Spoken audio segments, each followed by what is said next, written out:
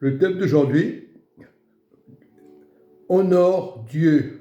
Et nous voyons dans 1 Chronique 28, à partir du verset 2, la parole nous montre, voilà, pourtant David était fidèle, mais à un moment de sa vie, Dieu va lui montrer des choses.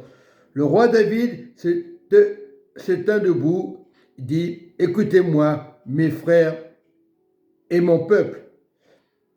J'avais l'intention de bâtir une maison de repos pour l'arche d'alliance de l'Éternel et pour le marchepied de notre Dieu. M'a dit, tu ne bâtiras pas une maison à mon nom, car tu es un homme de guerre. Voilà pourquoi pourtant David était connu, car tu es un homme de guerre. On ne peut pas faire la guerre, c'est pas possible de faire un marchepied. Il faut essayer de comprendre la parole. Et beaucoup de chrétiens ne comprennent pas le sens de la parole de Dieu aujourd'hui, qu'ils soient chrétiens de maison ou chrétiens de bâtiment. Il y a un sens à comprendre. Lorsqu'on marche avec Dieu, et pourtant David était un homme glorieux, un homme qui aimait Dieu, un homme qui a péché, un homme qui a violé, voilà. Mais Dieu lui fait le reproche parce qu'il voulait bâtir la maison de l'Éternel, l'arche de l'alliance. On ne peut pas bâtir l'arche de l'alliance si on n'est pas en règle avec Dieu. Il y a combien de pasteurs, ils parlent de l'arche de l'alliance sans comprendre le sens de l'alliance.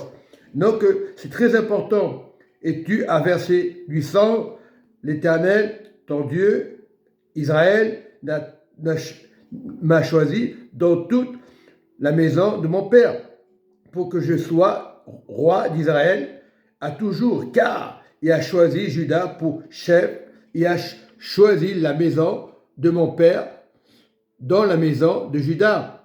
Et parmi les fils de mon père, c'est moi qui a voulu faire régner sur tout Israël, entre tous les fils, car l'Éternel m'a donné beaucoup de fils.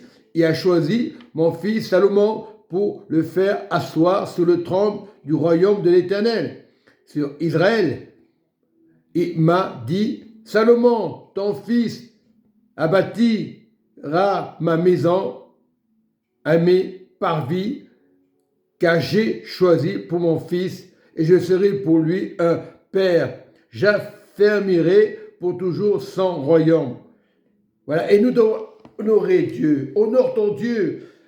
Au temps ancien, au temps jadis, David a fait des erreurs, mais Dieu lui a pardonné. Dieu ne condamne pas le péché lorsqu'on est conscient du péché. On peut être des hommes de Dieu, on peut être des grands pasteurs, on peut tomber dans le péché. Dieu n'aime pas la guerre. Le reproche du Seigneur, le reproche, ce que le Seigneur avait dit à David, c'était qu'il tuait. Il ne pouvait pas construire un temple. Et bien souvent, on construit des temples et on honore les hommes, on honore la télévision, on regarde sur Internet. Honore ton Dieu et les yeux fixés sur le Seigneur. Voilà le reproche que Dieu lui avait fait. David était un homme glorieux. Tout le monde parle de David. Tous les hommes parlent de Moïse, d'Abraham, le père de la foi. Mais Dieu a toujours pardonné. Il a pardonné à David. Pourtant, David, il aimait les femmes. Dieu ne condamne pas lorsqu'on est conscient. Il y a beaucoup de chrétiens de maison ou pas maison qui parlent de Pierre, de Paul. Ah, lui, tu as vu comme il est habillé? Il est habillé. Dieu l'a honoré. C'est l'image de Dieu. Même un pasteur, tu n'as pas le droit de le critiquer. Je parle à tout le monde. On n'a pas le droit de critiquer un homme de Dieu, même s'il est tombé dans le péché. On honore Dieu. Et on prie pour cet homme, qu'il soit libéré du péché. On ne le condamne pas. Mais on peut tomber dans le péché. On est des hommes. On est des pèlerins. David était un pèlerin. David a compris ce que c'était la gloire de Dieu. Il fallait qu'il soit libéré de toutes les habitudes. Et bien souvent, nous parlons trop. Nous critiquons, nous mettons en colère. Ah, il ne m'a pas appelé, c'est pas normal. Non, honore ton Dieu. Et même si ton frère n'a pas compris la parole, honore ton Dieu. Et Dieu fera la différence. Donc, ça ne sert à rien de faire la guerre entre frères et sœurs. On doit honorer Dieu, comme font certains chrétiens de maison. Ils sont blessés, ce n'est pas de leur faute. Il n'y a pas que les chrétiens de maison. Même les chrétiens de bâtiment, ils sont blessés. Ce n'est pas le bâtiment, je parle. On construit le temple dans le cœur. C'est ça que beaucoup de chrétiens, moi je suis le seul personne qui comprend les choses de Dieu. Je ne suis pas le meilleur. Je peux faire des erreurs. Je peux m'énerver. il y a un moment de tranquillité. Honore ton Dieu, n'honore pas les hommes, tu seras déçu. N'honore pas le mariage, tu seras déçu. Honore ton Dieu et ton mariage, tu l'auras. Si c'est ta destinée, ah, je suis célibataire, ah, je suis comme l'apôtre Paul, tu n'es pas l'apôtre Paul. Tu dis, j'ai pas envie de me marier, tu ne te maries pas, on bloque les mariages. Il n'est pas bon qu'on soit seul, c'est vrai, mais il faut être patient.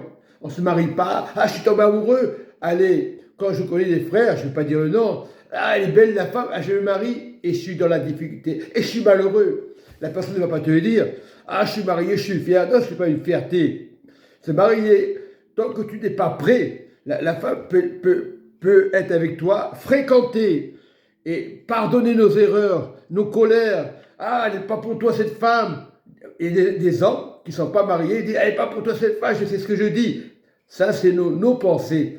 Honore ton Dieu et la différence se fera. Soyez bénis, mes frères et sœurs.